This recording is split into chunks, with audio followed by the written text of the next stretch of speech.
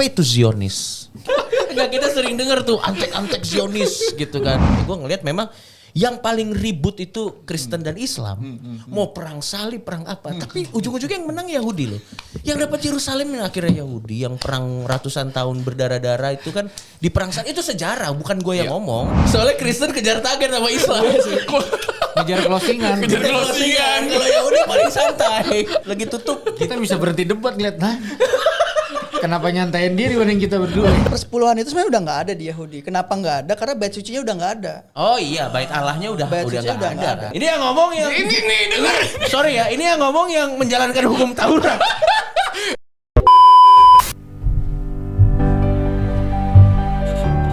Hey, gue duduk sini bentar, gak apa-apa ya? Gimana kabar lo? Gak beneran, gimana kabar lo? Mungkin sampai hari ini lo masih belum menemukan tempat aman di mana lo bisa menjadi diri lo sendiri dan ngomongin semua yang ada di dalam hati lo. Karena itu, hai, gue Brian dan welcome to our safe space. Tempat aman di mana kita bakal ngobrol hati ke hati, ngomongin semuanya dari tantangan kehidupan dan perjalanan iman dengan satu tujuan, agar lo selalu ingat kalau Tuhan sayang banget sama lo. Sebelum kita ngobrol-ngobrol hari ini dengan temen gue yang spesial banget, jangan lupa subscribe YouTube channel ini ya dan share ke semua teman-teman kamu. Well, tanpa lama-lama lagi, enjoy! What's up guys? Welcome back to Safe Space. Ini adalah minggu kedua kita bersama teman-teman, masih sama kayak minggu lalu. Kita kedatangan seseorang yang spesial banget, a rare find, a rare catch, the one and only, all the way dari, bukan dibilang dari Israel, salah ya? Enggak. Dari Green Lake. Dari teman Yahudi kita, the one and only Ezra Abraham. Halo. Gokil. Tepuk tangannya dong. Boleh. Oke, minggu lalu kita udah ngobrolin semua yang bersifat personal. Kita masih ngobrolin tentang iman kepercayaan Yahudi. Kita udah banyak belajar. Hari ini kita mau bawa ke pertanyaan yang lebih Serius dan sensitif serius, mungkin sensitif dan hangat. Ya, perspektif ya. Yahudi di antara iman kepercayaan Kristen dan lain-lain. Ya, atau mungkin gue dulu mulai dari pertama. Gas bro. Apa itu Zionis? Kita kan sering Lu dengar. baru menit 01. belum sama dia lah. Enggak, kita sering dengar tuh antek-antek Zionis gitu kan. Zionis itu adalah terms yang setara Dajjal mungkin kalau di Indonesia itu sendiri. Yang mana gue juga meragukan orang yang mengatakan Zionis itu juga paham gitu. Apa itu Zionis? Mungkin Ezra sendiri sebagai cicit Abraham ingin menceritakan kepada kita. Jadi sebenarnya Klarifikasi. Ya kan dia dari ada keturunannya. Technically betul. Ezra Abraham. Jadi sebenarnya Zionis itu kan kalau kita Zionis yang secara umum ya yang sering kita dengar itu ya. Ya. Itu kan nasionalisme orang-orang Yahudi, bukan orang Yahudi, orang-orang Israel terhadap bangsanya, terhadap negaranya, sorry. Okay. Jadi apakah dia itu Yahudi, apakah dia itu orang Arab, Muslim, Kristen, kalau mereka tinggal di Israel dan mencintai negaranya, ya dia seorang Zionis. Okay. Karena Zionis itu Semangat semangat nasionalisme. Oke. Cuma kenapa akhirnya dihubung-hubungkan dengan orang Yahudi? Karena memang penggagasnya Theodor Herzl itu kan orang Yahudi Jerman. Oke. Yang dimana dia melihat bahwa orang-orang Yahudi di Jerman pada saat itu mengalami keterpurukan dan beranggapan bahwa orang Yahudi harus punya negara sendiri. Ya. Dari situlah berangkatnya akhirnya muncul istilah Zionisme. Cuma Zionisme juga ada Zionisme secara dilihat dari sudut pandang agama pun ada sebenarnya. Karena kan orang Yahudi meyakini bahwa tanah Zion itu ya tempat suci kami gitu loh. Ya. Oke. Yang dimana suatu hari nanti ketika Mesias datang, orang-orang Yahudi kan akan berkumpul lagi di Zion. Yeah. Tapi hanya sebatas itu, Zionisme dari sudut pandang agama. Okay. Apakah orang Yahudi harus berperang di Timur Tengah? Itu di luar dari kepercayaan Zionisme secara keagamaan. Oke. Berarti ada dua ya, Zionisme secara keagamaan dan Zionisme secara semangat mencintai atau nasionalismenya terhadap bangsanya ya. Ya, karena misalnya kalau kita lihat Taurat aja, Abraham itu disuruh keluar dari tanahnya, dia harus pergi ke Kanaan. Ke Kanaan. Ya. Musa memimpin Bani Israel karena meskipun di tengah dia harus menerima Taurat dulu. Iya. Jadi memang tanah itu menjadi salah satu kunci dari keagamaan Yahudi itu sendiri. Kita nggak bisa lepas dari tanah itu. Sebagaimana misalnya teman-teman Muslim nggak mungkin bisa lepas dari Makkah dan Madinah kan. Itu Holy Land mereka gitu. Begitupun dengan Yahudi. Kita punya sejarah di situ. Apakah masalah imigran di tahun 45 yang perang-perang itu benar apa salah? Yaitu di ranah yang berbeda. Tapi kalau secara historis orang Yahudi punya sejarah dengan tanah itu. Oke, menarik. Tadi ada kata-kata Mesias nih. Wah, ini sangat menarik nih. Yuk silakan ini. Enggak, gue mau nanya soal masalah dalam negeri lah, masalah dalam negeri. Ya. Saya nonton dulu ya. Silakan. Saya nonton aja kalau yang ini, silakan ngobrol. Kita obrol santai. Kayak Farisi lawan. Ya, silakan. Apa Bang Er? Ya, gue tuh kan melihat satu fenomena kekristenan yang hari-hari ini tuh sangat memblend bukan cuma culture ya, tapi nilai-nilai Israel atau Yahudi itu. Misalnya pertama, ada kok yang orang beribadah kiblatnya ke Israel. Gitu. Ini Kristen. Oke. Ya. Lalu ada orang-orang yang beribadah menggunakan kalender Israel, pakai jubahnya juga atribut-atribut ibadahnya Israel, pakai shofar, pakai itu semua. Nah, gua yang gue mau tanya itu bukan pendapat tapi perasaan lo deh. Kan itu adalah sesuatu yang sakral, yang suci, yang sebenarnya tidak boleh semena-mena di kutak-atik, apalagi itu digunakan dalam kekristenan yang notabene tidak memberi ruang sakral keseluruhan 100%. Jadi kayak mencomot apa yang dia butuh lalu meletakkan identitas itu, sepertinya dalam kekristenan di Indonesia tuh marak sekali. Diklaim gitu. Ini baru-baru ini ya? Enggak, ini sudah berupa culture bertahun-tahun. Seperti itu. Gitu loh. Jadi lu akan lihat satu kali, lu kayak di Israel nih kalau udah ke ibadah itu. Bendera Israel. Value-nya di-adopt ya? Iya. Tahun barunya dirayakan tahun ini. Sahabat juga mereka Sahabat juga, iya. Oh, itu yang di blok-blok si Ezra tadi kan? Ya, mereka sakit hati karena jalan sendiri. Mereka makanya menurut gua karena blocking itu akhirnya mereka buat celebrate aja dengan versi sendiri. Dalam blocking itu kan sana di kamar sana, sini kamar sini. Toh nggak ada yang ngecek juga. Sekarang kan duduk bareng nih. Yang gue pengen tahu tuh perasaan lu gimana sih ketika atribut-atribut itu. Kalau gue ngelihat pandangan pribadi gue ya, namanya juga atribut kita digunakan sama orang lain tapi tidak dengan memberi respect pada kitanya sendiri gitu loh.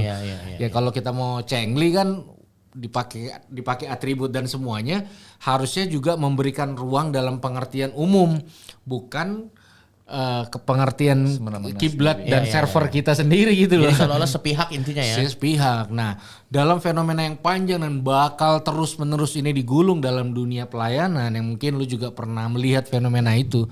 Nah, kalau lu melihat ini sendiri, perasaan lu gimana?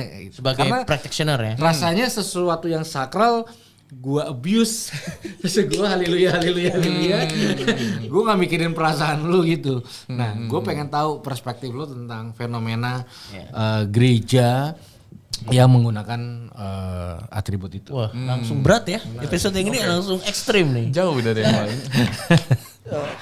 Pertama, ya jelas ya itu sebenarnya kalau saya lihat sebagai orang Yahudi itu sebenarnya pengkhianatan juga nggak sih buat Yesus. Bahwa Yesus itu kan datang kan buat teman-teman Kristen itu untuk membebaskan kalian dari hukum Taurat ya, apalagi orang-orang Yahudi sudah tidak terikat. Loh kok ini ada orang bukan Yahudi tiba-tiba sok-sok Yahudi gitu pakai atribut ini itu. Oke, gua jadi ya sosok Yahudi ya gua buat. Iya, beneran emang. Iya, bener. Apa gitu? Maksudnya apa gitu? Iya. Bahkan Yesus pun tidak seperti itu. Iya. Makanya kan kadang suka bingung sendiri. Iya, betul. Maunya gimana? Kalau misalnya mau pakai atribut Yahudi ya harus mengimani semuanya, nggak bisa setengah-setengah. Betul, itu juga perspektif gua begitu. Masalahnya mereka convert pun nggak mau karena di saat yang sama mereka tetap meyakini bahwa Yesus itu juru selamat. Ya, itu kan. Tapi mungkin biar seksi secara seremonial kali ya. Kalau murid-murid Yesus yang awal kayak gitu nggak masalah, tuh emang orang Yahudi kan. Ya exactly, betul. Kulturnya ini orang mana sih? Orang Ambon kebetulan kayak. Ya kan nggak masuk akal gitu. Iya. Jadi memang ya aneh aja sih. Lebih ke aneh aja gitu maunya. Iya. Jadi nggak jelas identitasnya itu seperti apa. Betul. Karena kan baik itu Yahudi dan Kristen dan Islam, mereka punya konsep teologinya sendiri-sendiri yang nggak bisa dicampur aduk, nggak bisa kayak Lego yang dibongkar pasang gitu kan nggak bisa. Iya. Karena itu kalau dibongkar pasang malah jadi sesuatu yang baru yang bukan keduanya. Iya, malah pada akhirnya. Dan mereka nggak mau disebut Kristen, nggak mau disebut Yahudi orang-orang ini. Mereka sesuatu yang baru. Mereka nggak mau disebut Kristen, tapi orang Yahudi pun tidak mengakui mereka gitu. Mereka maunya disebut penganut agama Yudaisme Mesianik. Tapi nggak, di situ kan ngapain bawa-bawa Yudaisme kalau mereka tidak mempraktikkan Yudaisme kan? Iya. Makanya kesakralannya kan di situ. Tapi kita nggak ngomongin Yudaisme, kita ngomongin yang Kristen ya. Kristen ya. Maksudnya kita tuh banyak banget. Iya. Ya jadi biasanya meng-abuse kan. Iya. Menggunakan atribut, tata cara, atribut lah. Iya. Atribut tuh kan bahasanya juga. Iya, bahasa juga. Shalom akhi. Aduh, pakai akhi saya gitu. Ngapain? Udah kayak ya. Oh, menarik nih. Iya. Ramai TikTok ini. Oke. Jadi kan sebenarnya kalau gue ngelihatnya ini mungkin perspektif dikit buat teman-teman yang karena gue tahu banyak teman-teman yang non Kristen dan non Yahudi yang lagi nonton juga karena tempat ini tuh teman-teman dari berbagai iman tuh tune in. Jadi mungkin gue pengen ngasih kayak disclaimer kayak pengen ini dari perspektif gue nih ya, ini bukan disclaimer kayak sedikit background info buat yang nggak pernah ngikutin. Basically kan kita, again kalau gue salah tolong koreksi gue. Tapi kan kita ngikutin Alkitab tuh kan perjanjian lama, perjanjian baru. Kalau Yahudi itu basically ngikutin semua yang di perjanjian lama kan. Terutama 5 awal kitab. 5 yang awal yang namanya Torah itu. Perjanjian lama itu juga, aduh ini kalau makin panjang gue ini lagi nih kan. Sisanya itu tentang raja-raja Israel. Konflik mereka sendiri. Nah tapi kan gitu-gitu. Abis itu ada yang namanya perjanjian baru tuh. Nah kalau orang tentang Kristen, Yesus. Katolik dan teman-teman variasinya itu percaya ceritanya kita udah di perjanjian baru nih. Perjanjian lama masih juga dianggap penting, sakral, diikuti, tapi mungkin lebih fokus ke perjanjian baru dengan notabene cara pikir kita udah lewat dari yang lama udah ke yang baru gitu. Nah, mungkin yang tadi frustasi ini adalah lu mau di mana? Mau di yang lama yang baru, tapi banyak orang terutama di Kristen ya, itu pilih-pilih. Contoh. Wah, Yesus nih asik nih udah kagak perlu ngikutin ini semua nih. Udah kita bebas, hidup bebas. Tapi kalau mau sikat perpuluhan, jangan lupa tuh perjanjian lama tuh. Jadi 1-2 tuh ditusuk tuh. Di Yahudi ada nggak perpuluhan? Itu gimana? Coba dong.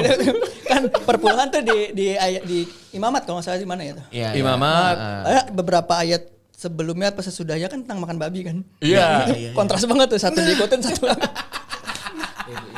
Yang banyak yang kayak gitu kita. Iya kita nih. Menurut kepentingan dan keinginan kita aja. Iya. Betul.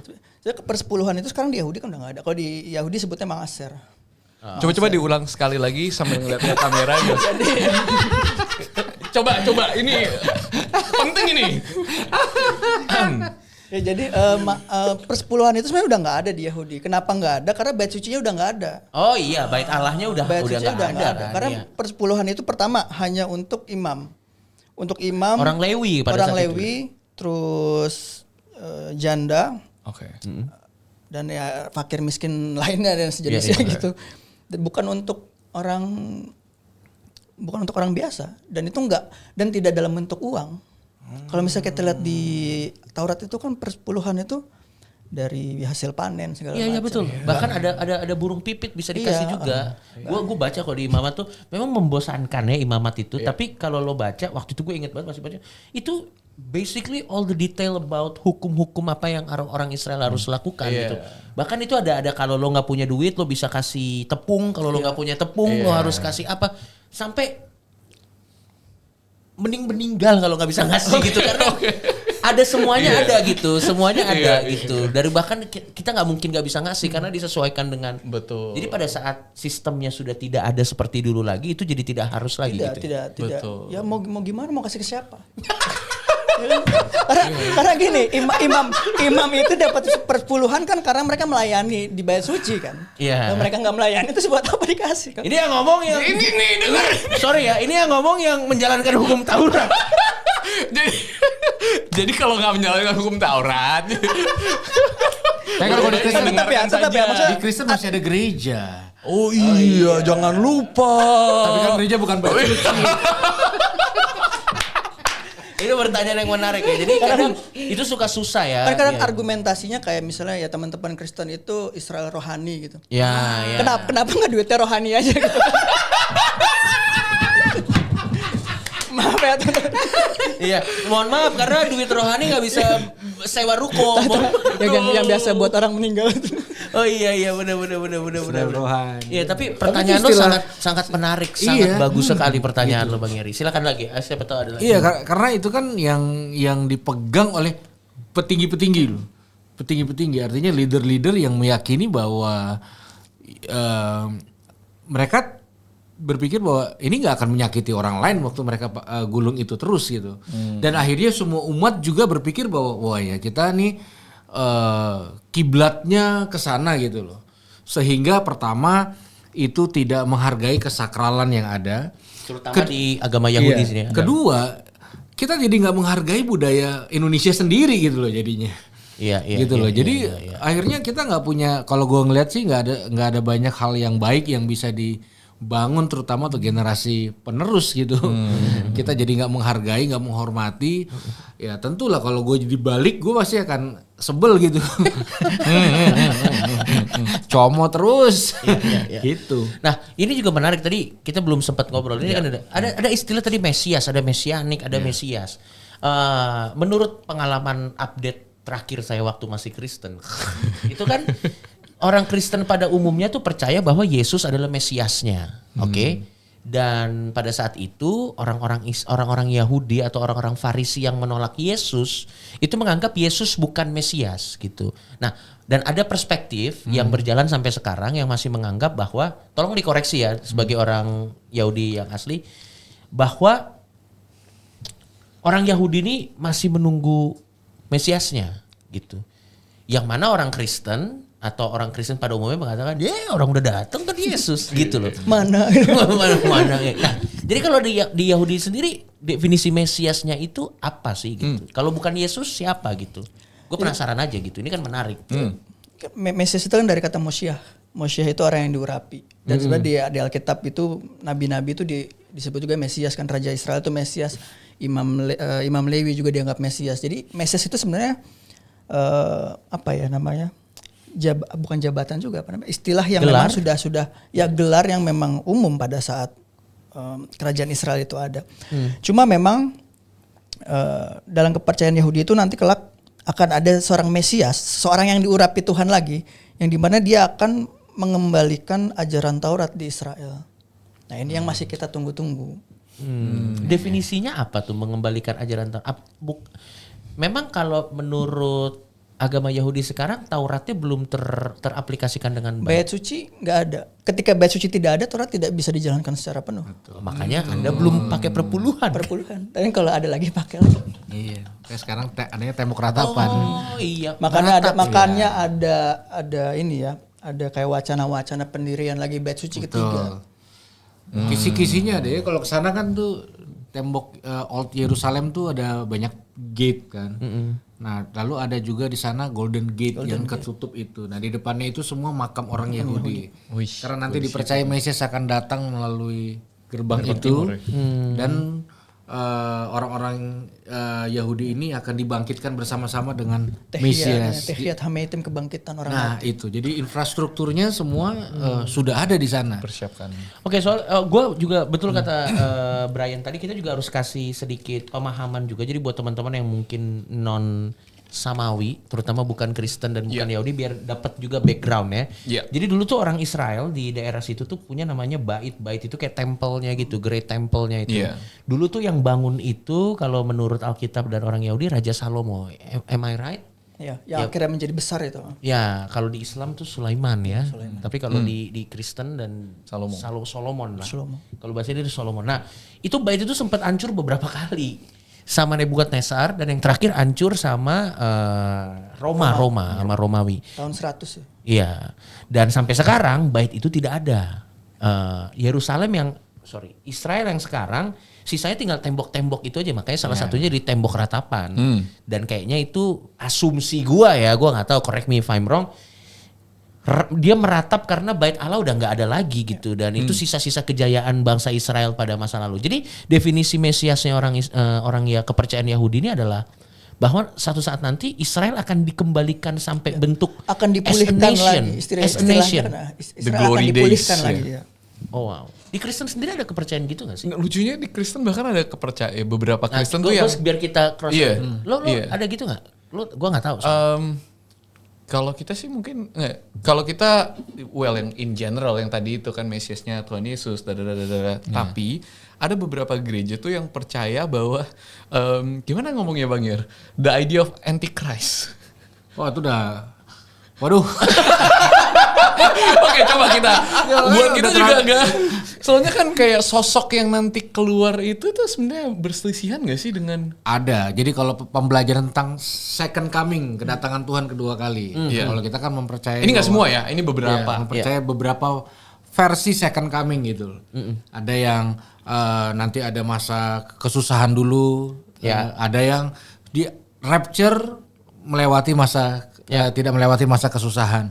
Jadi second coming adalah kedatangan Yesus kedua kali, ya kan, dan sebagainya. Nah, makanya akhirnya karena banyak literasi itu ada yang mendefinisikan bahwa munculnya antichrist di fenomena dan tanda-tanda yang sama, mirip Mesias tapi antichrist dan sebagainya begitu. Nah, kalau menurut gue karena kita terlalu memblend itu dengan sangat kuat sehingga bagaimana kita mempersiapkan literasi kekristenan itu jadi sedikit rancu gitu. Betul. Ya.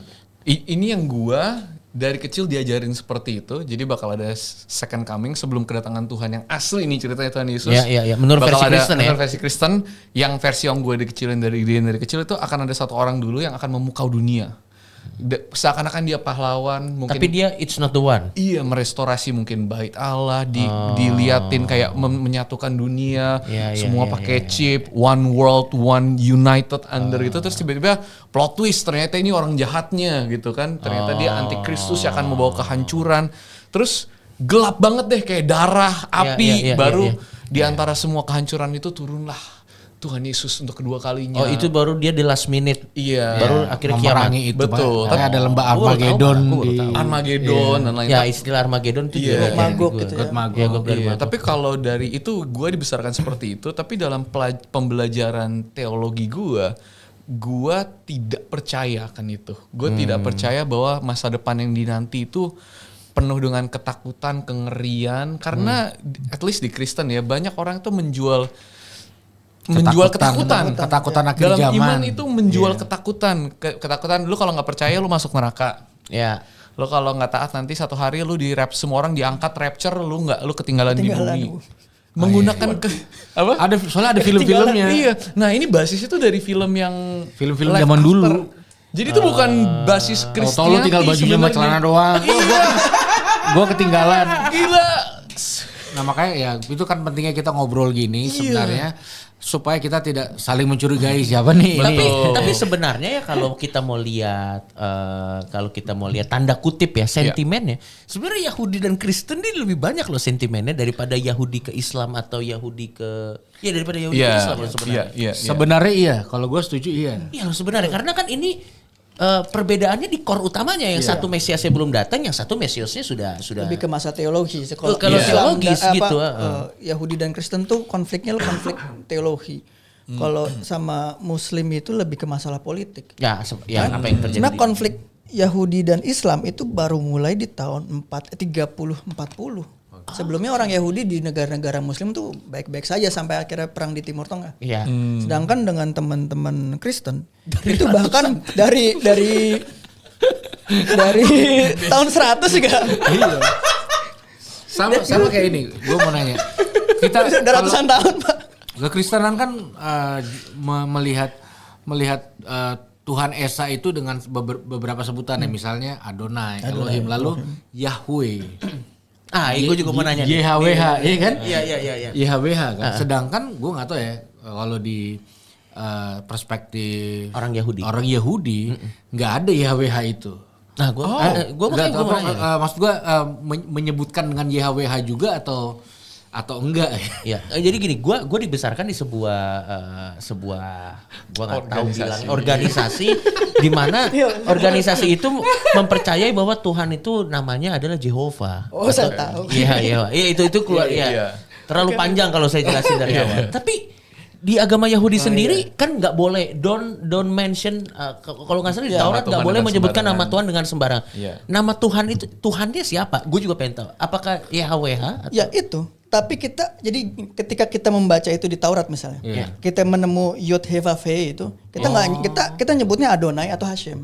Kita menyebutnya dengan nama lain. Kayak Hashem itu the name, nama itu. Kalau ketika kita berdoa dan kita baca 4 huruf itu, kita nyebutnya Adonai, Tuhan kami. Jadi kita nggak benar-benar baca. Terlalu suci untuk disebut ya. Dan itu tidak dibaca Yahweh ya sebenarnya. Tapi yang Voldemort, bro. yang Paman Coki sebut itu. Dan saya nggak boleh sebut itu, sebut itu. Iya. Karena sorry ya karena gue bener karena kita juga nggak tahu. Makanya kan berarti karena itu sebuah kesakralan yang punya base doktrinal yang sangat core-nya salah satu sehingga semua tuh harus menghormati.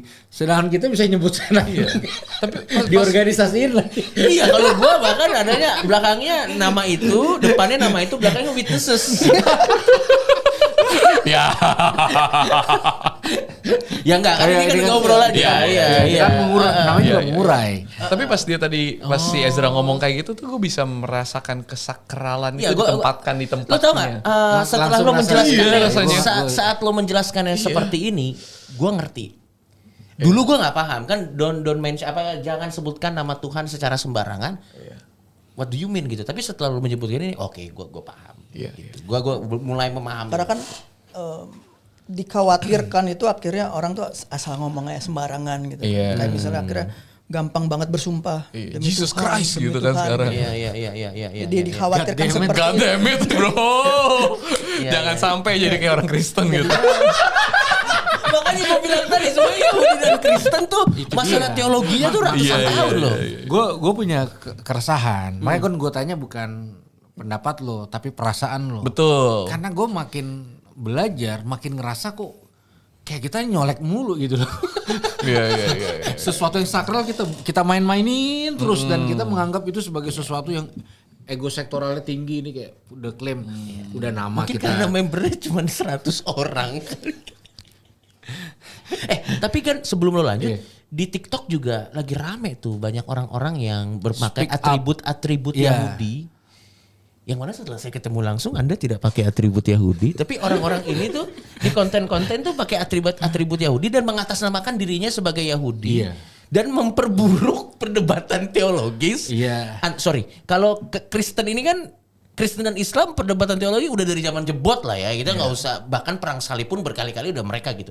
Tapi maksud gue di tengah perdebatan antara Kristen dan Islam kan konten di internet selalu ada ya. Ada orang-orang yang pakai kostum-kostum Yahudi, mungkin belinya di Shopee atau Tokopedia, gue nggak tahu. Yang dia masuk juga dan memperkeruh perdebatan itu. Apakah itu bagian dari Anda atau itu Anda jangan? Lo ngapain saya ke podcast? Pakai itu ngapain coba kan? Mau ngapain bisa pakai jubah mau ngapain kan? Iya. Kan nggak mungkin. Tapi lo sadar nggak sih ada banyak yang kayak gitu? Banyak. Ini salah satu yang tadi sebelum podcast kan Bang Yeri masih lihat. Gue udah nanya satu tokoh. Itu 1 dari 100. Enggak itu. Enggak, bukan, bahkan dia tidak masuk. Siapa kamu? Ya makanya kita coba mau ngomong itu gimana sih? Itu gimana? Ya kebanyakan dari ini ya, kan seringnya ada yang debat-debat di sosial media, kayak dari dulu deh. Iya itu dari dulu ya. Itu akan selalu ada lah orang-orang kayak Cuma gitu. Cuma ya lucunya kayaknya belakangan ini ya 3-5 tahun belakangan ini udah mulai nih muncul orang-orang ngaku Yahudi kan. Nah dari mana gitu. Ya mereka bukan bagian dari komunitas Yahudi. Yang resmi nggak ada. Tanya aja, kamu pernah convert nggak? Kalau convert rabinya siapa? Karena pasti kalau orang yang convert itu bisa nyebutin siapa rabinya. Kayak misalnya saya di convert sama 3 rabi. Rabbi Simon dia dari Amerika, dia bertugas sekarang di sinagoga di New York. Rabbi Michael Habib, dia rabbi dari Turki, sekarang tinggal di Israel. Rabbi Haim Ovadia, dia basicnya dari Irak. Murid langsung dari Chief Rabbi Israel. Kalau misalnya nggak percaya silakan konfirmasi langsung gitu. Saya sebutin semua namanya. Nah mereka ini bisa nggak sebutin itu? Kalau misalnya dia convert, kalau misalnya dia keturunan Yahudi, mana surat keluarganya? Siapa nama bapaknya, siapa nama ibunya, siapa nama kakek neneknya? Itu kan kita bisa. Apalagi orang Yahudi terkenal dengan silsilah yang terdokumentasi dengan baik. Maka orang Yahudi kalau mau nikah, dia misalnya sudah benar dia berada di komunitas Yahudi nih, dan dia mau nikah, itu tetap dicek. Tetap dicek silsilahnya. Cek background bro. Cek backgroundnya. Dilihat neneknya benar nggak. Eksklusif ya memang. Suratnya benar nggak, nikah sama ini benar nggak, itu dicek terus. Dan kebetulan di Indonesia itu karena kita dulu dijajah Belanda ya. Dan kebanyakan orang Yahudi itu di Indonesia dulu banyak yang Belanda. Itu bisa dicek kalau di kita kayak catatan sipilnya di Belanda itu bisa dicek. Nama keluarga kita siapa, nama bapak kita siapa. Misalnya kita punya marga Belanda nih, kita bisa dicek, bener nggak ini marga Yahudi? Ada nggak nama orang tua kita di situ? Atau nggak ada nggak nama kakek nenek kita di situ? Itu bisa dicek. Dan banyak kejadian orang-orang influencer ya, mungkin beberapa pernah kenal yang ngaku Yahudi, pas kita cek bukan Yahudi, malah keluarganya dari berapa generasi Kristen. Gua tahu tuh dia pakai aplikasi tes DNA. Wih ada 1%. Saya Yahudi. Oh iya. Tapi lo sendiri pernah, lo sendiri kan sebagai spokesperson lah dari komunitas Yahudi di Indonesia. Gue mungkin menganggap lo sebagai spokesperson lah dari 100 atau komunitas Yahudi di Indonesia. Pernah mengkonfirmasi itu nggak kepada teman-teman yang dari Kristen bahwa memang orang-orang yang bertebaran ini bukan bagian dari komunitas kalian atau apa? Pernah. Dulu sinagoga tuh pernah mengeluarkan surat, baik itu secara pribadi ke beberapa. Berarti ini surat official ya? Official. Capnya ada cap rabi. Dan yang kedua secara dipublis secara umum itu bahwa orang-orang ini yang sering berdebat di sosial media mengatasnamakan Yahudi, apakah itu dia akan menjatuhkan agama Kristen atau agama Islam, itu bukan bagian dari kami. Itu udah keluar 2021 kalau salah. Tapi kenapa ya belakangan ini, terutama kalau trennya kan di Kristen udah lama ya. Tapi belakangan ini banyak sekali yang mencomot-comot culture keyahudian itu untuk digunakan untuk hal-hal seperti itu, udah mulai banyak juga ya. Banyak, makanya dari mana-mana gitu. Iya, makanya itu kan keresahan gue Jok, bahwa semakin kita tahu bahwa itu sesuatu yang sakral, semakin kita permainkan, apalagi di ruang debat gitu. Ya, gila gak sih belajar agama lain untuk dijadikan argumentasi menyerang agama lain? Itu nggak ngerti tuh jalan. Iya, tuh mesti lihat kamera tuh pas ngomong gitu. Iya karena bagaimana gini, lu tuh di kalian tuh ada misionarisnya nggak sih? Sorry, kalau di agama Islam sendiri kan memang ada pergerakan-pergerakan untuk memualafkan. Bahkan ada mualaf center, itu udah bukan rahasia lagi, emang ada. Di Kristen juga ada hal yang sama kan, pergerakan pengkristenan. Di Yahudi ada pengyahudinas, apa gue nggak tahu bahasanya. Di Yahudi ada, tapi targetnya orang-orang Yahudi yang udah murtad. Anda mau Yahudi saja tetap sombong, tetap yang ditarik Yahudi juga, emang sombong banget ini orangnya. Jadi orang Israel sombong. Cuma narikin orang-orang Yahudi yang udah kena udah keluar. Ya. Emang tetap gak open recruit. Iya. Kenapa sih kalian nggak pengen menyahudikan dunia gitu? Kan di Taurat itu kan dibilangnya ajarkanlah kepada anak cucu, bukan kepada tetangga, Pak. Anjir, bener juga. Iya tuh Ulangan 6 ayat sampai 7 hafal gua. Ajarkanlah berulang-ulang pada anakmu ketika mau tidur, setelah bangun tidur. Intinya rumah, fokus aja dulu ke keluarga. Oh bener nih prioritasnya nih. Prioritasnya keluarga. Ya, gimana Bang Ir? Orang lain gitu. Ya, makanya ayah hadir tuh Yahudi. In a way ada benernya juga sih. Ketemukan benang merah. Kalau boleh makan babi kita rame-rame pindah gimana?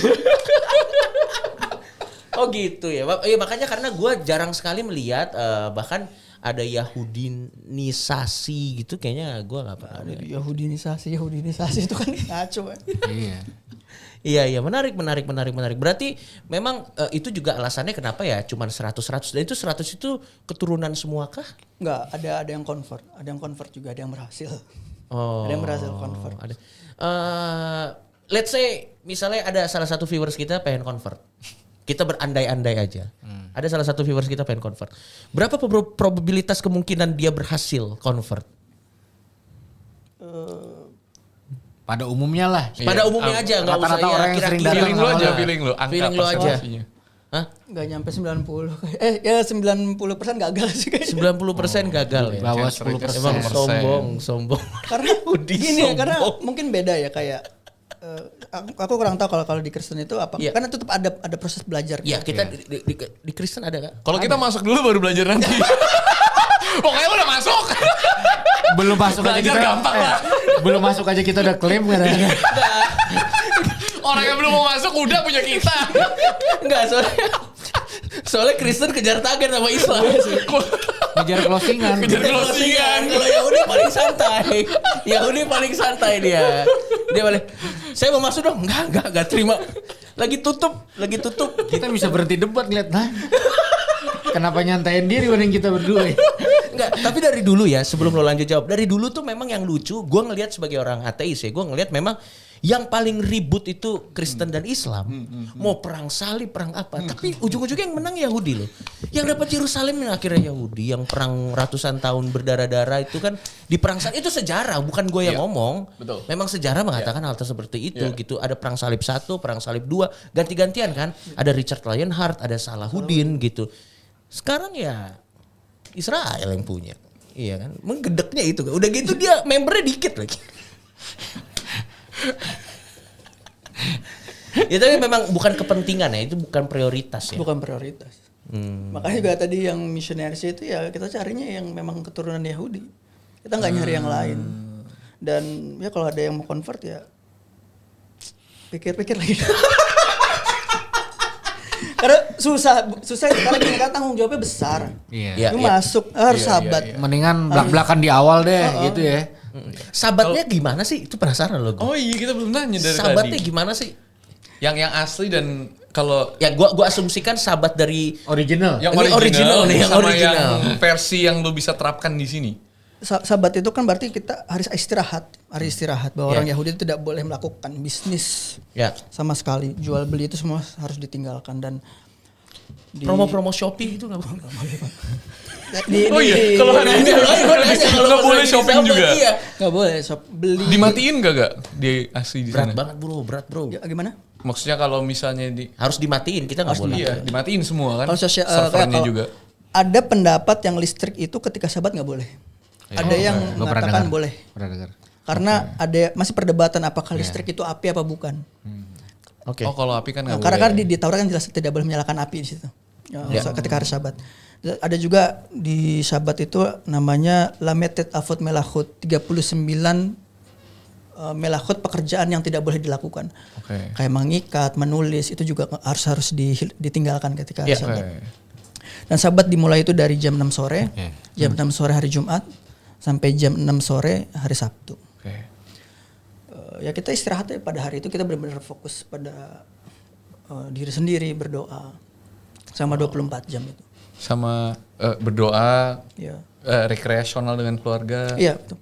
Dan salah satu alasan hari Sabat tidak boleh melakukan pekerjaan itu karena pada hari itu juga kita hanya boleh fokus pada diri sendiri dan keluarga di rumah. Oke. Oh, ada Jadi kita satu hari khusus. Satu hari khusus untuk ya keluarga dan diri sendiri. Nonton bola? Di TV Mohon maaf, Pak Brian. Nonton Itu ada MU? tuh dulu pernah tuh di kejadian di Mesir. Jadi orang-orang Yahudi Mesir, Oke. habis dari sinagoga, habis Sabat nonton bola, Pak. Emang ada juga kalau batu ya. Bro, itu Aslinya nggak boleh. Iya, nggak boleh. Nonton TV nggak boleh? Nggak boleh. Eh, Nonton TV itu boleh asal sebelum Sabat TV-nya udah nyala. oh gitu. Karena yang dilarang itu nyalain listrik. Wah, anjing. Ya memang bisa tapi agak mahal aja bayar listrik. Berarti kalau Lampu udah juga. keburu AC lupa dinyalain, panas dong 24 Makanya di Iya. Amerika itu banyak orang Yahudi yang pakai lampu yang otomatis gitu. Jadi pas udah sabat nyala sendiri. Oh, bisa diakalin. Atau biasanya pakai shabosh goy. Kalau di Amerika orang-orang Yahudi Ashkenazi punya namanya shabosh goy. Jadi orang non Yahudi yang dipekerjakan khusus pada hari Sabat. Untuk melakukan didelegasikan gitu ya. Ya untuk masak, untuk bersih-bersih rumah, untuk nyalain lampu. Bahkan nyalain lampu aja harus nyuruh orang. Itu di Israel tuh ternyata kemarin gue baru di sana kan, gue juga nanya sama gue punya tour guide itu kalau Sabat gimana satu negara nggak jalan, jadi udah diatur dengan mungkin sedemikian rupa setiap Sabtu yang kerja semua orang yang non Yahudi. Dan memang kan Israel sendiri bukan hanya orang Yahudi kan sebenarnya kan ada komposisi dari ada Kristen juga, ada Islam, Arab Islam juga banyak di sana. Kan yang dulu yang perang juga kan banyak yang Arab Muslim. Oke. Yang perang-perang itu kan. Iya. Tidak Jadi bukan negara Yahudi secara eksklusif. Iya. Wah gila seru banget. Kalau mempererat hubungan suami dan istri di hari Sabat itu boleh. Luar biasa. Karena memang fokus value nilai kekeluargaannya orang Yahudi itu sangat tinggi loh sebenarnya. Orang Israel itu tinggi loh.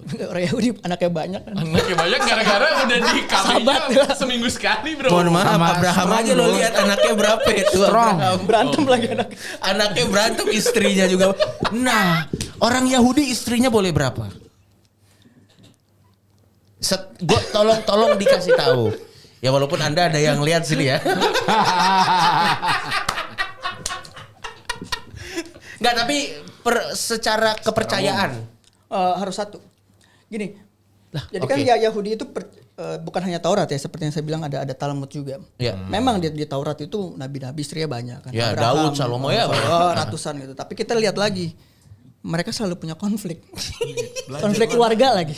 Oh iya. Ya Abraham punya anak Ishak, Ismail. Iya. Sampai sekarang kadang dikatakan bahwa pertikaian saudara-saudara Arab dengan Yahudi pertikaian yang dari dari masalah keluarga sebenarnya. Keluarga. Iya. Yusuf dimasukin ke sumur sama cemburuan kakak-kakaknya karena istrinya itu ibunya beda-beda lagi. Beda-beda lagi. Terus benar. Itu kah alasan kenapa Yesus single? Dia tidak bisa. Terus apalagi Shlomo itu dikatakan bahwa kerajaannya akan terpecah karena dia melakukan dosa yang dimana dosanya itu mempelajari kepercayaan istri-istrinya. Iya betul. Nah, diberangkat dari situ akhirnya rabi-rabi Yahudi. Daud juga kan istrinya kan ada yang Rahel kan yang dia suka sama ngerebut tuh. Iya yang itu sama Betsheba juga yang diambil. Iya benar ya, banyak istri banyak masalah ya. Lo iya padahal berdasarkan apa yang lo bilang tadi. Benar. Iya. Kita bukan yang lain. Iya. Nah berangkat dari situ akhirnya rabi-rabi Yahudi membuat hukum bahwa istri harus satu. Tidak boleh lebih. Ini baru-baru ini kan? Enggak, dari zaman Talmud. Dari Talmud berarti tahun zaman Yesus pun berarti sudah dimulai. Oke. Bukan berarti apa yang tertulis di Taurat itu harus diikuti semua kan. Betul. Oke. Kita harus lihat juga konteksnya. Zaman sekarang masih bisa nggak gitu. Kalau nggak bisa ya nggak usah, jangan dipaksakan. Memberi ruang juga untuk progresif zaman ya. Bahkan itu tertulis di Talmud yang memang usianya sudah ribuan tahun. Menarik seru ya. Nice. Tapi mungkin kalau kita ngobrol ini kita nggak akan habis-habis waktunya. Gini deh, ini kan ada sesi komen nih. Iya. Mungkin teman-teman, mungkin kita next time bisa cukup beruntung ketemu sama Ezra lagi. Iya. Anyway, Ezra nih tinggal di daerah Cirebon. Oke. Siapa Apa Cilegon? Cirebon Oh, di daerah salah. Cirebon, di salah satu di Cirebon, dan menurut gua siapa yang menyangka keturunan Abraham ada di Cirebon ya? Betul, nasi lengko makanannya. Empal gentong itu dulu bro. pasti. Dulu itu waktu. Ini kalau menurut versi Alkitab ya dulu ya. Aku akan membuat keturunanmu seperti di pasir. Abraham di Cirebon ada gak? Saking banyaknya. Saking banyaknya ada loh di Cirebon loh. Makan kerupuk udang. Ya mungkin teman-teman ada yang ingin bertanya, tanya aja. Mungkin siapa tahu kita bisa, mungkin sama Bang Iri atau sama Brian atau sama lu kita bisa ngobrol. Karena ternyata seru banget. Seru banget. Siapa tahu nanti next kontennya di Israel. Live from Israel. Kita bisa pulang, dia nggak boleh pulang. Kalau cuma jalan-jalan? Boleh. Oke. Oke, berarti kita gaskan. Boleh. Jadi tolong travel silakan Langsung aja. lihat benefitnya. Pembina rohaninya ada 4. Spesial. Ada 3 lah, saya mau di sana cuman cari Pengacau klub rohani. aja, saya cari klub aja saya di sana. Guys, jangan lupa thank you udah nontonin. Jangan lupa komen, nyatakan apa yang kalian pikirkan dari tadi. What do you guys like about this? Jangan lupa subscribe, share, bagiin ke orang yang perlu mendengar obrolan kita. That's it from us. See you next time dari Israel. Siap. Bye guys. Shalom. Asia. Shalom. Lagu